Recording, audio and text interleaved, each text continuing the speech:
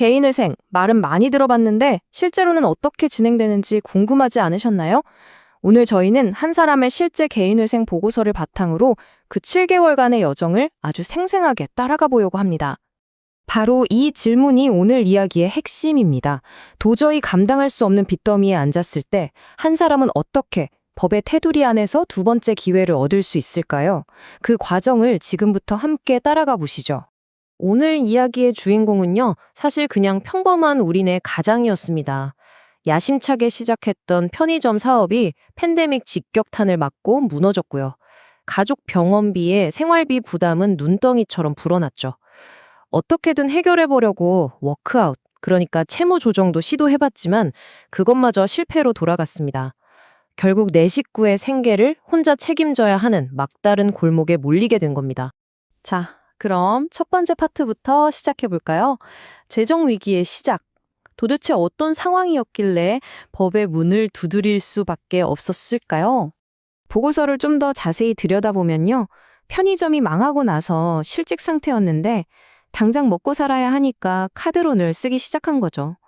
특히 첫째 아이가 발달 지원 문제를 겪고 있어서 배우자가 경제활동을 전혀 할 수 없는 상황이었어요. 모든 부담이 이 신청인 한 사람에게 고스란히 쏠렸던 겁니다. 결국 더 이상 다른 방법이 없다고 판단한 거죠. 그래서 마지막 선택으로 법의 도움을 받기로 한 겁니다. 이게 바로 개인회생이라는 새 출발을 향한 길고 긴 법적 여정의 진짜 시작이었습니다. 와, 이 타임라인 한번 보세요. 2월에 신청서를 내서 9월에 최종 인가를 받았으니까 꼬박 7개월이 걸린 대장정이었네요. 이걸 보면 개인회생이 절대 간단한 절차가 아니라는 걸 알 수 있죠. 이건 단거리 달리기가 아니라 정말 마라톤입니다. 이 과정에서 정말 중요한 첫 단계가 바로 이 금지명령이라는 건데요. 법원이 내려주는 일종의 보호막이라고 생각하시면 쉬워요.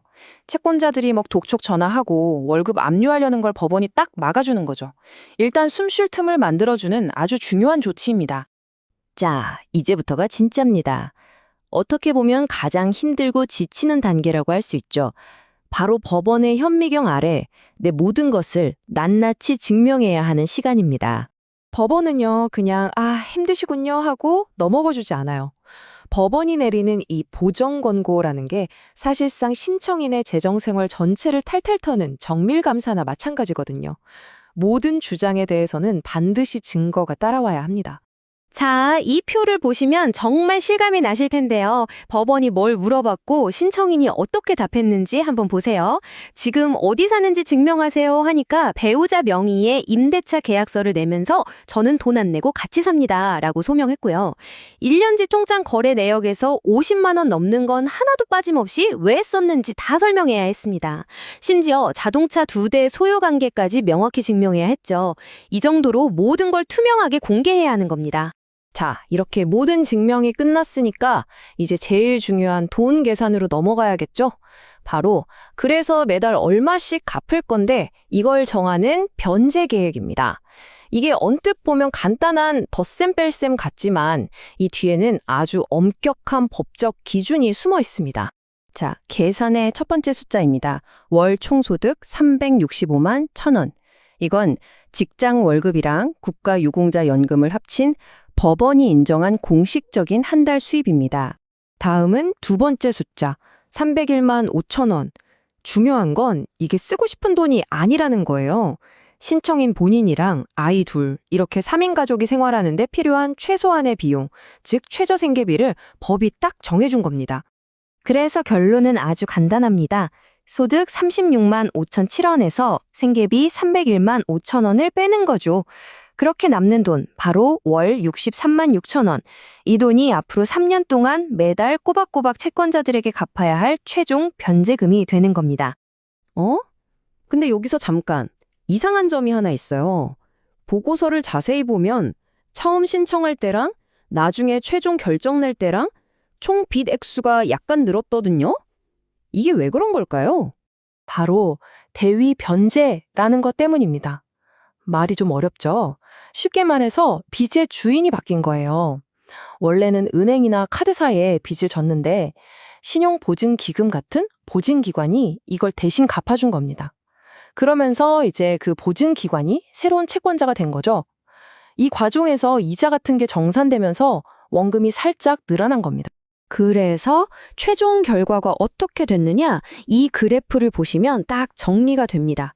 전체 비중에서 28%는 3년간 갚아 나가고 나머지 72%는 법적으로 탕감받는 걸로 결정이 난 거죠. 자, 드디어 길렀던 여정의 끝이 보입니다. 결승선을 통과한 거죠. 이 최종 결정이 신청인에게 어떤 의미인지 그리고 앞으로의 길은 어떨지 한번 정리해 보겠습니다. 다시 한번 정리해 볼게요. 총 빚은 약간 늘었지만 진짜 중요한 건 따로 있습니다. 매달 갚아야 하는 돈 63만 6천 원. 이 금액은 7개월이라는 긴 과정 동안 단 한 번도 흔들리지 않았다는 사실입니다. 이게 핵심이에요. 자, 그럼 이 실제 사례를 통해 우리가 꼭 기억해야 할 핵심 원칙 3가지만 딱 짚어보겠습니다.